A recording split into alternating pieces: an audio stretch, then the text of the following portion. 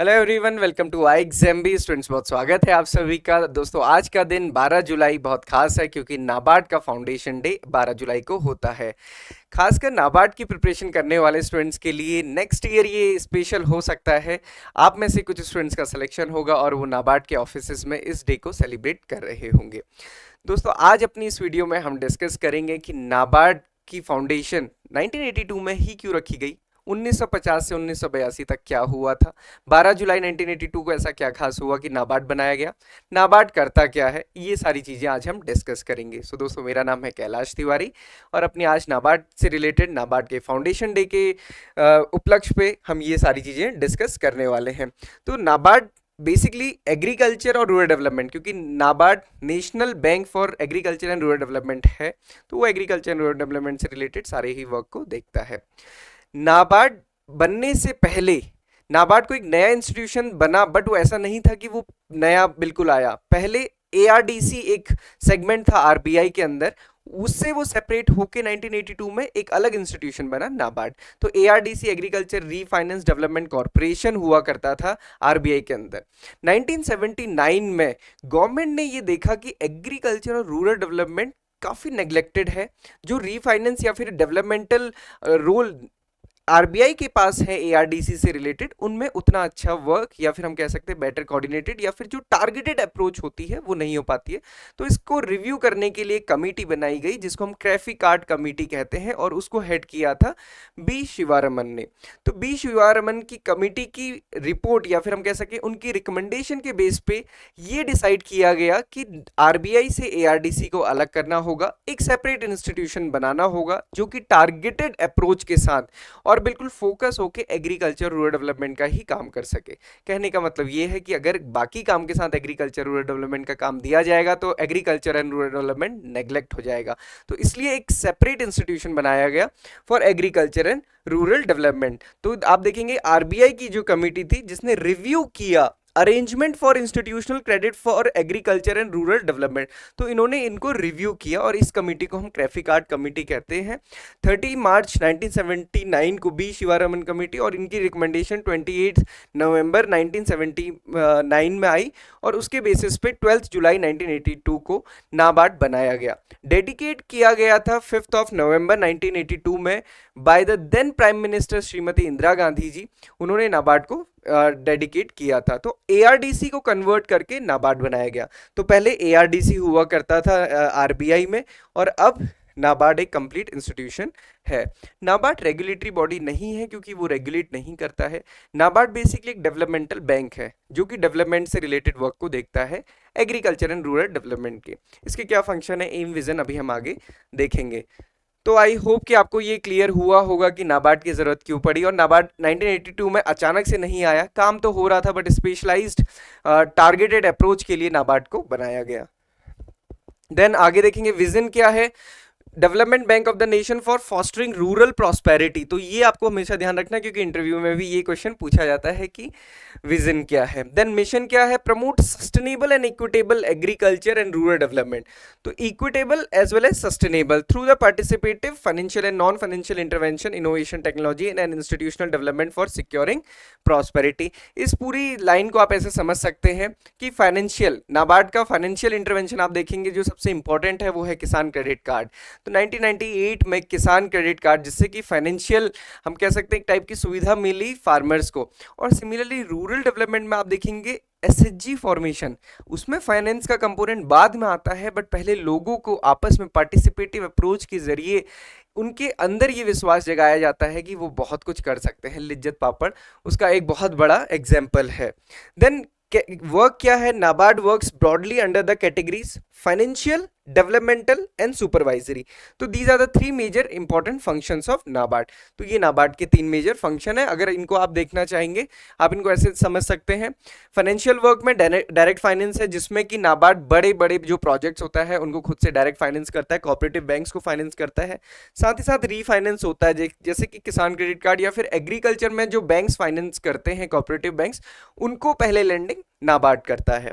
Developmental जो development से related है, विकास से रिलेटेड है, तो इंस्टीट्यूशनल डेवलपमेंट है, किसी भी टाइप के जो एग्रीकल्चर रूरल डेवलपमेंट से रिलेटेड इंस्टीट्यूशन है उनको डेवलप करना।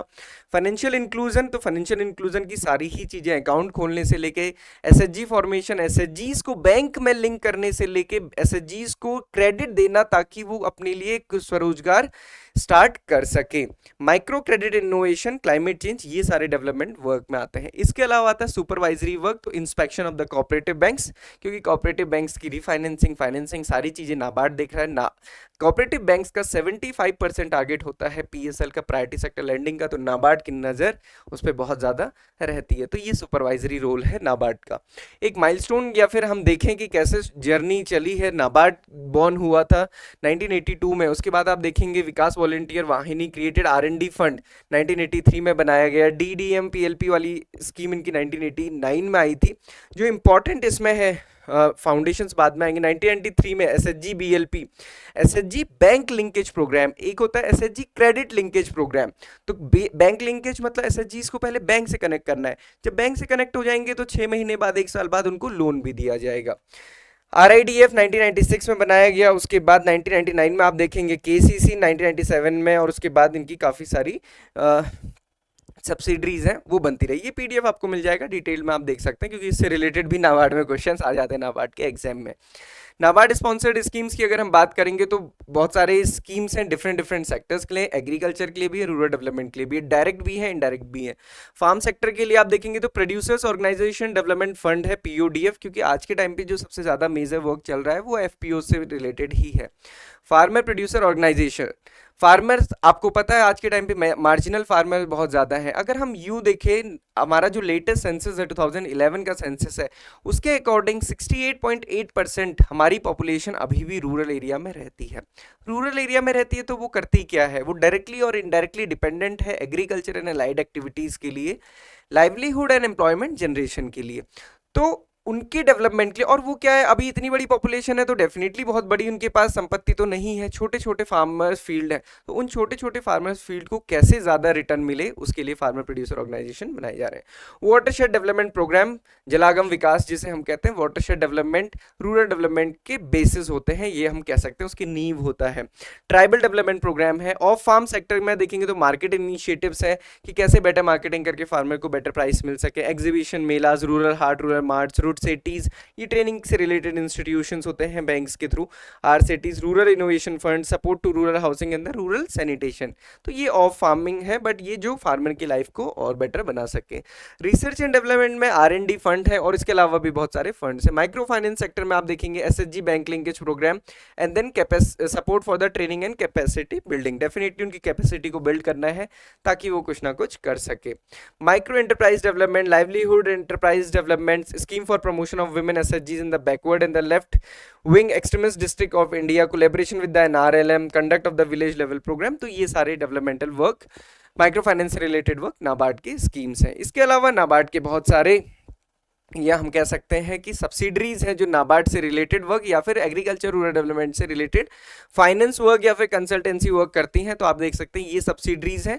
लास्ट ईयर नाबार्ड के मेंस में ये एग्जामिनेशन में ये क्वेश्चन आया था, आई थिंक किसी एक सब्सिडरी का पूछा था कि उसका फंक्शन क्या है, तो नैप किसान है, नैप समृद्धि है, नैप फिंस है, नैप फाउंडेशन है, नैप कंसल्टेंसी सर्विस है, नैप वेंचर है, नैप संरक्षण है। ये आप देख सकते हैं, इसका पीडीएफ हम दे देंगे आपको, उसमें आप इंडिविजुअली देख सकते हैं, क्योंकि इस पे एक बार पहले हम डिस्कशन कर चुके हैं। प्रेजेंट में अगर कंडीशन देखेंगे ऑर्गेनाइजेशन की, तो श्री शाहजी केवी अभी जो नाबार्ड के चेयरमैन है, नाबार्ड की जो ऑर्गेनाइजेशन है उसमें पहले सबसे ऊपर चेयरमैन होते हैं, उसके अंदर उसके नीचे डिप्टी मैनेजिंग डायरेक्टर्स होते हैं, उनके साथ साथ बोर्ड ऑफ मेंबर्स होते हैं, 8 डायरेक्टर्स होते हैं, हेड ऑफिस 27 है, रीजनल ऑफिस 32 हैं, ट्रेनिंग एस्टेब्लिशमेंट 4 है, सब्सिडरीज 7 है। तो ये ऑर्गेनाइजेशन है, ये पूरी की पूरी स्टाफ की स्ट्रेंथ है। नाबार्ड में डेवलपमेंट असिस्टेंट लेवल पे रिक्रूटमेंट होती है। नाबार्ड ग्रेड ए जो ऑफिसर लेवल की स्टार्टिंग है वो ग्रेड ए में होती है, उसके बाद मैनेजर लेवल ग्रेड बी होती है, और उसके बाद बाकी सारी चीज़ें प्रमोशंस के थ्रू होती हैं। तो ये अच्छा एक आपके लिए करियर अपॉर्चुनिटी बन सकती है। नाबार्ड का काम बहुत वाइज है एग्रीकल्चर रूरल डेवलपमेंट से रिलेटेड, जहाँ पे हमारी पॉपुलेशन लगभग 70% पॉपुलेशन अभी भी रूरल एरिया में है, तो उनको विकास की या फिर डेवलपमेंट की बहुत ज़्यादा ज़रूरत है, और नाबार्ड उसी के लिए ही काम कर रहा है। सो दोस्तों दोस्तों नाबार्ड के को अगर आप टारगेट कर रहे हैं तो अपनी प्रिपरेशन बहुत अच्छे से करिए, क्योंकि जल्द ही नाबार्ड का नोटिफिकेशन आएगा। लास्ट ईयर तो आज ही के दिन आया था बट अभी तक नहीं आया है, तो सूनर और लेटर नोटिफिकेशन या फिर हम कह सकते हैं जो रिक्रूटमेंट होगी वो डेफिनेटली होगी ही। सो आप इसकी प्रिपरेशन करते रहिए। आज नाबार्ड ऑनलाइन में आप देख सकते हैं उनका foundation day program, NABARD online जो यूट्यूब प्लेटफॉर्म है वहाँ पे आपको ये दिख जाएगा। इसके अलावा नाबार्ड की प्रिपरेशन से रिलेटेड हमने कल आपके साथ एक वीडियो शेयर किया था, उसमें हमने जो पीडीएफ से इंपॉर्टेंट पीडीएफ कैसे आप शुरुआत कर सकते हैं वो शेयर की थी। डिस्क्रिप्शन बॉक्स में लिंक मिल जाएगा, आप उसको डाउनलोड कर सकते हैं।